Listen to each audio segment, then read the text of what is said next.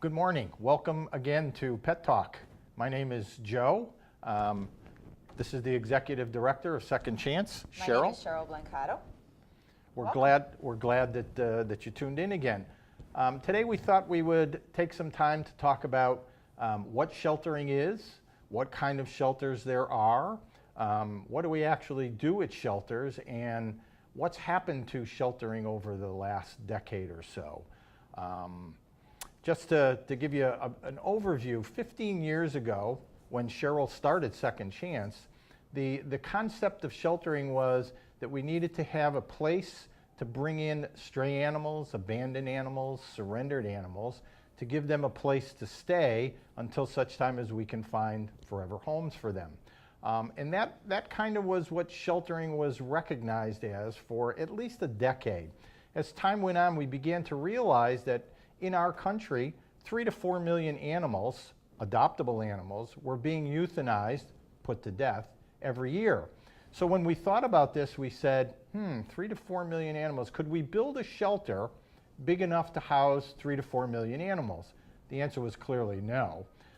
We even took it one step further and said, well, let's assume that we can do that. We can find a piece of land big enough and we can find the money to do that. Could we possibly find homes for 3 to 4 million animals? The answer to that was clearly no. So we began to recognize that what we were doing was we were addressing the symptoms of what the real problem was. We were not addressing the root causes of the problems. So as an organization, and along with our board of directors, we decided that we wanted to begin attacking the root causes of animals going into shelters. And I think it's important to understand the different types of shelters there are out there too. First off, shelters are nonprofit organizations. They don't have an owner. They are governed by a board of directors. The second thing is that there are various types of shelters. We are a no-kill shelter, which means we do not euthanize for space. Open admission shelters mean that they take in any animal that comes to the door. When they run out of space, sadly, they have to euthanize. As a no-kill shelter, we have limited admission, which means we only take in what we have space for. When we run out of space, we have to put animals on wait lists to come into the shelter once space opens up. That's the only way that you can do it and not euthanize, because simply when you run out of space, you run out of space. There's other kinds of shelters as well. There's also dog pounds, which people always equate shelters with dog pounds. Dog pounds are municipal-run facilities to hold animals for a certain period of time, which in Massachusetts is 7 days. This period of time is there so that the owner has an opportunity to reclaim the animal. If after the 7 days they are not claimed, then they can be put up for adoption. So a municipal facility is something that's owned by the town, Cheryl? That's correct. And it's run by an animal control officer? It's run by an animal control officer, also called an ACO. Some towns have agreements with other towns where multiple towns will share one facility. There are some shelters that have municipal contracts, and by that they hold the stray animals. There are some of those. There's a lot of variance there.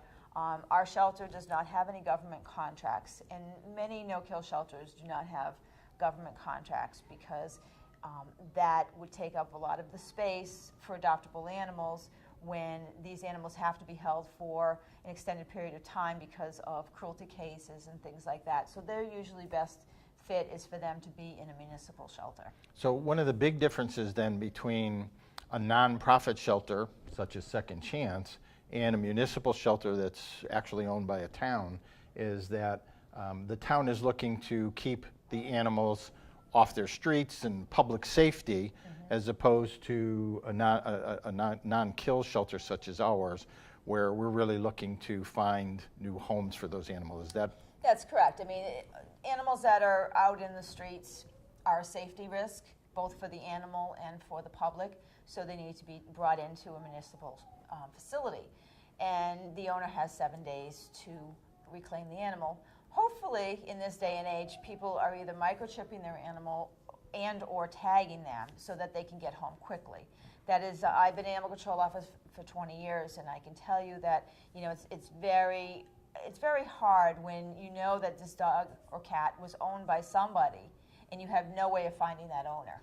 And, you know, unless the owner calls you, the animal is considered, you know, a stray, and at the end of 7 days, you know, it can be put up for adoption through a shelter. Sadly, some animal control facilities get overwhelmed, don't have the ability to get an animal to a adoption shelter, and they may be euthanized. So it's very important to tag your pet in some manner, whether it's microchip and Right. or tagging. Now, do we do microchipping here at Second Chance? You might Yes. want to just let the folks know what that's all about and how we do it. Microchipping is it's about the size of a grain of rice, and it's put in just under the skin with a very simple. It's done with a needle. It's very quick, and most of the time the animal doesn't even know that it's being done. If they come for spay-neuter, they can be done then while they're under anesthesia, and then they definitely don't know it's being done. And what happens is, if that animal comes into a facility, there is a scanner that simply run over the animal, and the microchip number will come up. And then they can call and get that animal back to its owner. Microchipping is probably the easiest way to protect your animal, because it can't get lost like a collar. It can't, tags get lost, things like that. Tags are a great second protection because obviously people in the general public do not have scanners. So a tag with your phone number is a great way to get your pet back quickly. Yep. But the microchip is permanent. We've had some issues over the years with dogs being stolen. And microchip can't be removed by the general public. So if somebody does steal an animal and you feel that you know where it is or who has it, it's very easy to scan and be able to prove that it is your dog. This procedure is for both cats and dogs, Both correct? cats and dogs can be done. Yep. Cats, right now, only 1% of cats ever get returned to the owners that are stray. That's a very low number, and sadly, it's because they don't tend to wear collars or tags. A lot of them are indoor cats, so the owners don't think that there's a need for that. Unfortunately, animals do slip out the door. Things happen. You have a contractor doing some work. The doors are open. The cat gets out, or family or friends coming to visit. It does happen. So microchipping is the best way for the cats especially. So here at our nonprofit, at Second Chance Animal Shelter, when a dog comes in, some of the things that happen are we have trained folks who will do a behavioral evaluation. So obviously there was a cost in training those folks. Yep. And then we have to send the dog over to our wellness center for examinations to find out if there are any medical issues. If there are, then obviously we have to take care of those, which would include the spaying and neutering if necessary, any other medical issues. And the truth of the matter is most of the dogs that we're seeing today, because of the poor economy, are coming to us with multiple medical issues. That in 300 to fact. 500 is for just an average animal that just needs basic vaccines, an exam, spay, neuter. Often they need dental surgery because they've never had any dental cleanings. Right. They might be a little bit older. Some of them come in with, broken bones Right, or right. Other kind of skin issues or whatever. Those need to be treated as well, and that increases the cost. So when we talk about a $195 adoption fee as an example for an adult dog, it probably is not covering the Not cost. even close. Yeah. But we, like I said, we want to have them have some financial responsibility and ensure that they have some stake in this animal, and that we want to see them stay in their forever home. So in the municipal facility, which is funded by the taxpayer, that's part of that town's budget. Yes, it is. And with all the budget issues that we've seen going on, at least here in Central Mass and obviously across the country, there's not a whole lot that a town can do to divert funds to animals. So therefore the ACOs, have we seen a trend where they're sending the animals off to folks like us to get them placed? Is that something that's happening? The trend is more and more to do that, and it's a good trend because, basically as a taxpayer, they can't, the funding is so tight. Yeah, that makes And sense. why spend the money in a municipal facility that doesn't have those resources when they can just simply go to a shelter that has the resources and get them done? Municipal shelters have their hands full with, I've been an animal control officer myself for 20 years, And I can tell you that, the budget gets eaten up very quickly because you are dealing with things like hit by cars. You have to do the immediate care for them. Yep. So that takes up funding. If the owner's found, then the owner, takes over that responsibility, but sometimes that doesn't happen. Well, I can imagine just the cost of feeding the animals, having food. Feeding, is care, yeah. animal control officers also do rabies control. And if you have to test an animal for rabies, it runs somewhere between, I think, $100, $125 per animal.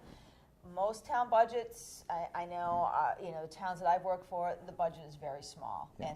And if you have any kind of rabies epidemic going on or some other thing, Can be it very get expensive, very yeah. expensive. Yeah. Or you get involved with a cruelty case and you're the initial responder. Yep. You have to do what you need to do during that period of time. Sometimes you're holding animals for a long period of time on a cruelty case. You could have an animal, I had one time for 8 or 9 weeks. Yep. And so that animal had to be cared for at the municipal facility. So how many of these municipalities, the animal control officers, are we working with here at Second Chance to help with these kind of situations? It varies, but obviously new ones come on and things. But right now we're about 55, and I know other shelters. They take care of usually their general area. Like I said, there are some municipal facilities that do multiple towns. Some do adoptions as well because they're much larger facilities.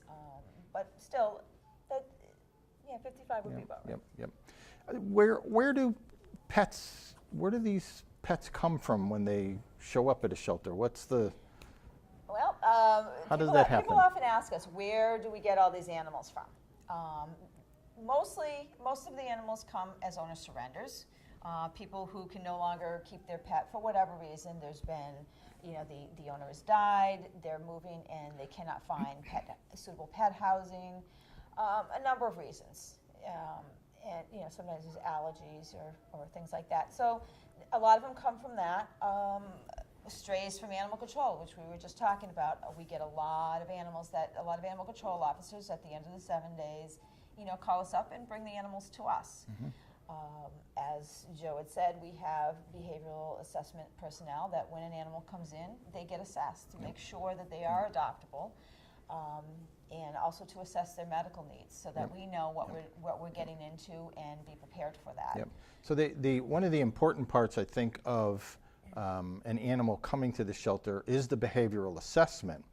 The reason that we do that behavioral assessment as a no-kill shelter, as Cheryl talked earlier, we have a limited amount of space. There's so many kennels that we can hold animals in.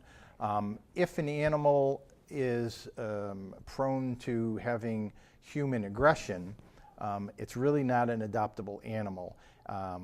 Obviously, from our mission statement and even from a pure sensibility, we cannot place a dog in all good conscience that is human aggressive into a home where there's possibly children, there's other folks in the home, simply because that dog has a propensity to have human aggression. So the behavioral assessment will basically show us what this animal's temperament is with. And as long as there is no human aggression, we're pretty good about bringing that animal in. We do check it for things like food aggression, toy aggression, handling. Many of the dogs that come into our facility go to homes with children, so we want to make sure that it's okay with having its ears pulled and its tail pulled and being hugged, because that's what goes on in the house. And a lot of sometimes we identify behavioral issues that can be addressed. So what we'll do with that is, if it's identified and it's something that's treatable or manageable, we will spend the time to take care of those situations.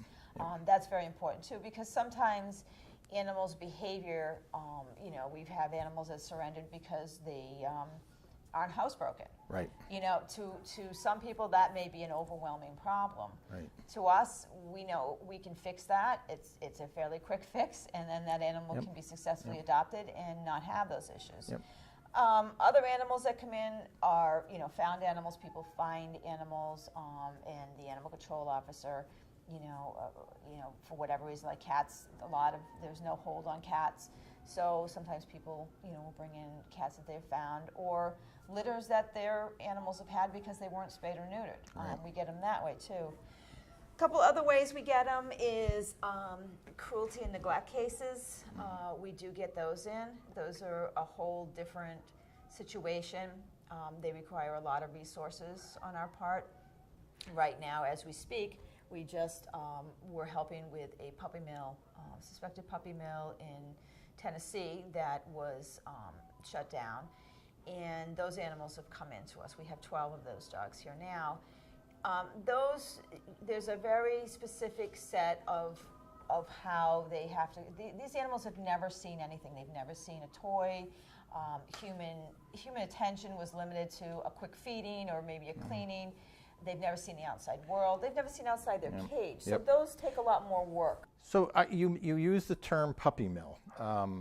I think that for many people it has different connotations. Can you give us some definition? What is a puppy mill? What goes on there? Why does it go on? And why is it that we're so anxious to stop that kind of activity? Puppy mills are basically large-scale commercial breeding. I have personally seen puppy mills. They are horrific places. Usually there's anywhere from 100 or more. Usually most of the ones I've seen are 200, 300, 400 animals in a very small space. These animals stay in cages. They don't get out of their cages except for breeding.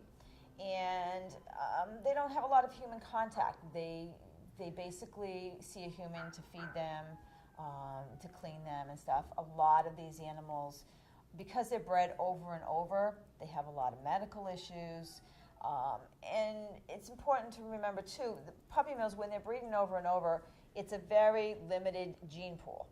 And so a lot of these animals tend to have long-term medical issues. A lot of genetic defects. A lot of genetic defects. I've seen a lot of it. Yeah. I was in a room in one puppy mill that was probably the size of most people's bathroom, and there were 70 puppies in that bathroom. They were stacked 3 high in airline crates, and this is how they spent the mothers spent their life with these puppies. And as soon as the puppies were gone and they were ready to be bred again, the cycle continued. Lot of disease in these things because, I mean, let's face it, you've got 200 and something animals. There's usually 2 or 3 people that may care for them. They don't see a lot of medical help. Well, it's impossible to even keep sanitation at an acceptable level. And I think some of the other things that we've seen with puppy mills is because of the lack of human contact. Remember that dogs and cats are social animals, and they thrive on having human contact. What we see is a lot of neurological issues. These dogs just have mental breakdowns by being held in cages and again, having no contact with the outside world. It's a very horrific situation. Where do these puppy mill dogs show up? I mean, why are they doing it, and where is the outlet for these 200 and 300 dogs that they keep generating? Well, the reason is simple: money. There's a lot of money to be made in commercial breeding. A lot of these dogs end up in pet shops.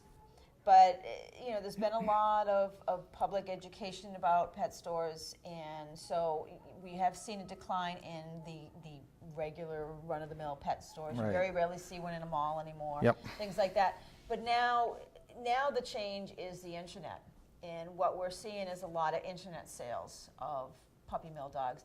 And you can be easily fooled by pictures on the internet. I have seen some of these websites where it looks like a beautiful home and everything's all nice, and you think, wow, this is a great breeder and everything. Yep. And they'll ship the dog to you, and it's anywhere from $800 to $1,500 for a dog to come in. And these are coming from puppy mills. They're selling directly. Yep.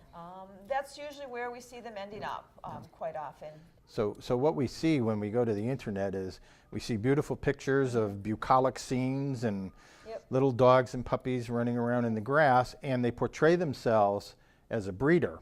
Well, the truth of the matter is they are breeders, but they are puppy mill breeders. As Cheryl said, it's no different than we see with farm animals, the factory breeding of farm animals.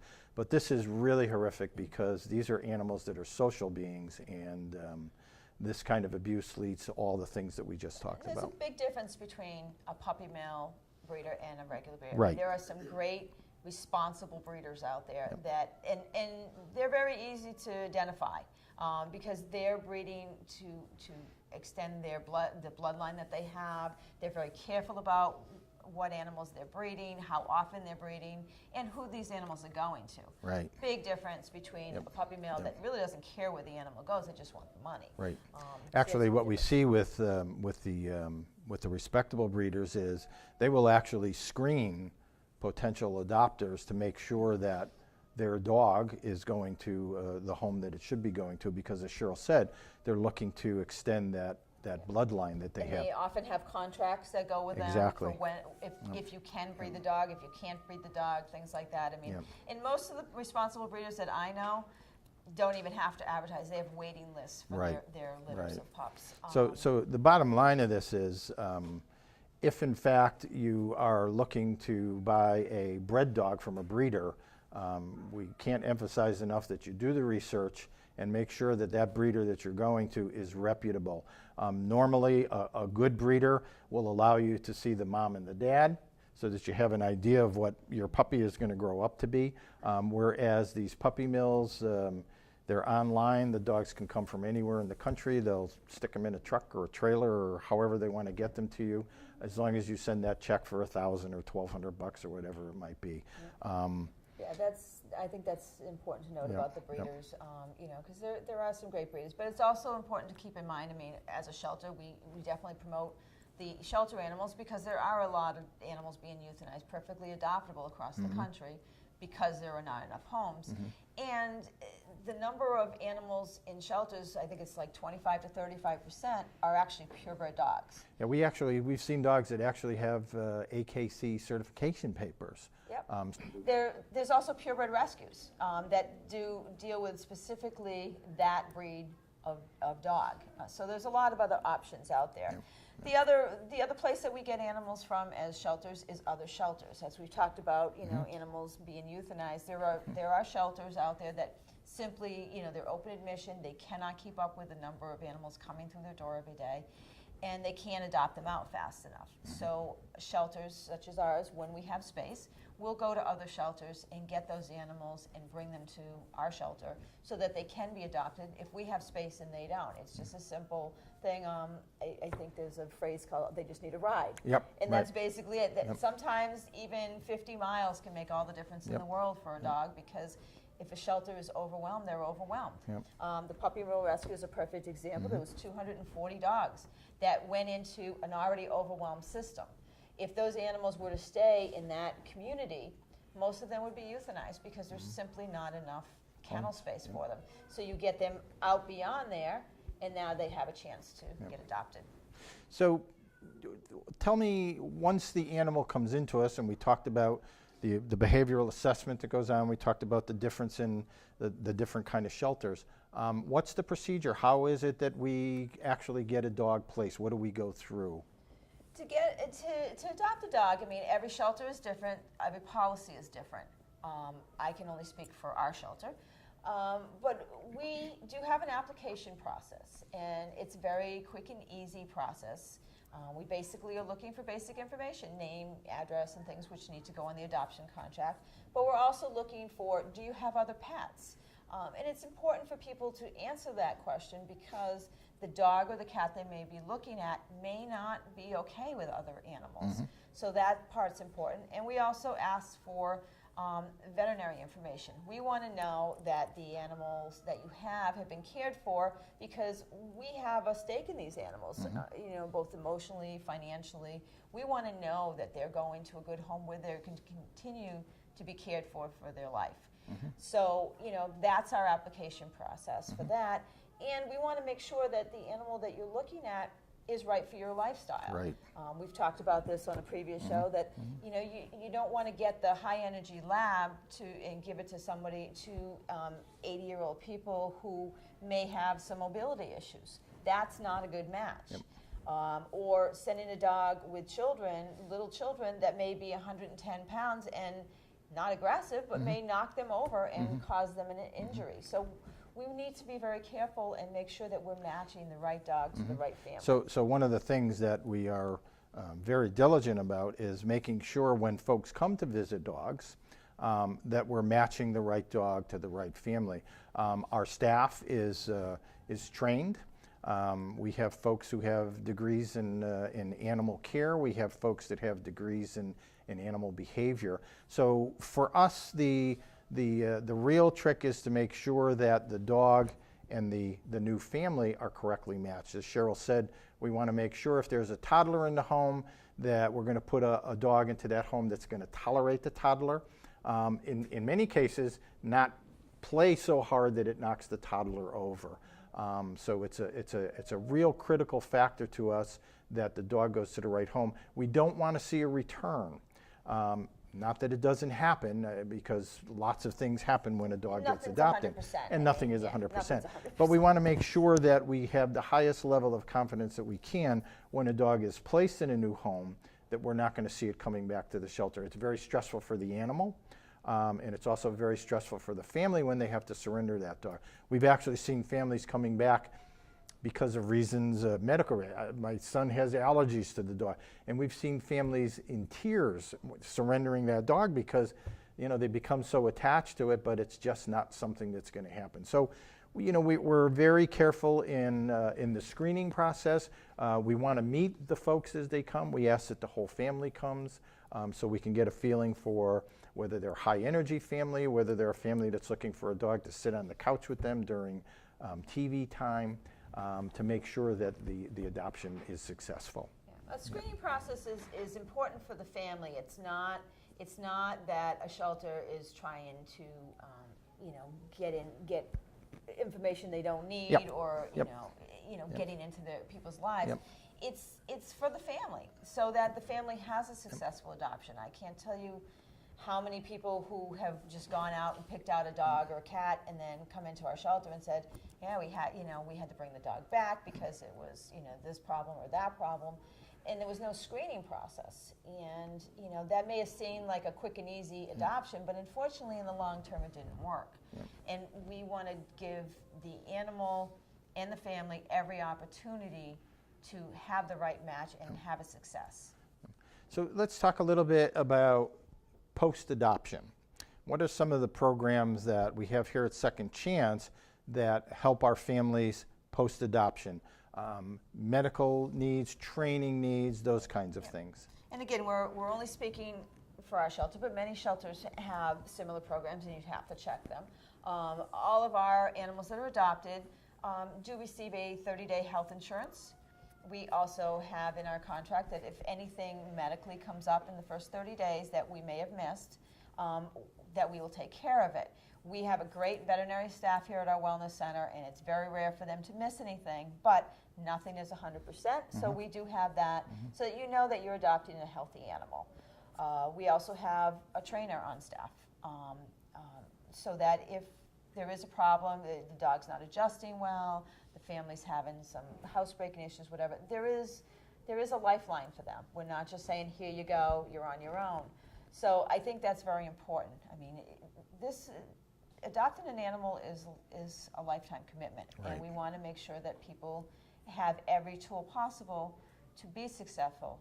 And if you're adopting a puppy, it's very important for you to go to those puppy classes out there and get that done, because what you train them as young dogs is going to be a lifelong thing. And if you're letting them just run around, and maybe I always equate it to children. If you just let your children run wild and never, set the boundaries. You're going to have problems. So the same thing with the dogs. So we do have that available to people. How about medical care? Do we have anything that we can offer folks in terms of medical we have care? medical care. We give a free vet visit so that they can take the animal either to our wellness facility, or there are other participating vets in the area as well, and get a free exam after adoption, so that you get another look at the animal and make sure that the animal is, exactly as we had said it was, which we rarely have a problem with that. Right. But it's important that you do set up regular medical care. Animals need regular medical care just like humans do. We wouldn't go 10 years without seeing a doctor, or we shouldn't. I mean, some people do, but you're going to let a small problem become a big problem before you notice it. So we always Yep. recommend, a yearly exam, just Yep. to have the animal, have a professional's hands on the animal, checking it out and making sure that there isn't any problem. So that's a good point. With the economy, as it's been over the last number of years, and the inability of folks to be able to spend the kind of money that sometimes happens when you go visit a veterinarian, what kind of help do we offer to people so that they can, in fact, have the yearly examination to make sure that everything is going well? Like human medical care, veterinary care for animals is expensive. And you have to take and put that into your budget and be prepared for that, because things do happen, whether it's an injury or an illness. We offer here at Second Chance, we do have subsidized veterinary care for those people who are on subsidized care. We also offer full service for anybody who's not on subsidized care.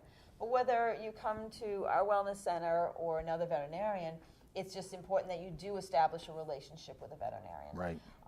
They need the care just like humans do, and it's very easy to spot a small problem right away than letting it go. I mean, since we've opened our subsidized veterinary clinic, I can tell you that some of the things that we've seen are long-term problems that just the owner didn't know was progressing. It's very easy for us as non-veterinarians to miss things. I mean, a lump could be nothing or it could be cancer. And we can't diagnose that as the general public. You need a professional to do that. You may need testing or other diagnostics to make those decisions. I think one of the things that that we see frequently is dental issues. Just like humans, if we have a dog that's 7 or 8 years old and we haven't brushed that dog's teeth in 7 or 8 years, there's going to be some periodontal issues that will eventually lead to some major issues. The decaying of teeth, the bacteria that happens when we don't clean our dog's teeth will translate itself into other issues that will affect liver, pancreas, even heart conditions. So many times what we'll see is a dog come in that is in really severe need of a dental cleaning, and maybe even further. And when we talk to people about it, they kind of look at us like, well, what do you mean? And the answer that we usually give is, well, if we didn't brush our teeth for 10 years, what kind of problems do you think we would have? Yeah. The exact same thing applies to our animals. And you usually can tell that by the bad breath. I mean, if the dog has a significant odor from its mouth, it's probably got dental what it is, disease. right. Is sometimes if you just lift up the skin and look, you can see the tartar buildup in the plaque. We hope that some of the things that we talked about are good information for you, and we certainly look forward to seeing everyone have the great pleasure of having a companion pet in their home. It's just a wonderful experience. There's nothing like coming home. We have 5 dogs in our home, and I'll tell you, when you come home, if you've been out for 10 minutes or if you've been out for 10 hours, they're just thrilled to see you. It's a great experience. Thanks for listening, and we hope to see you again. Thank you.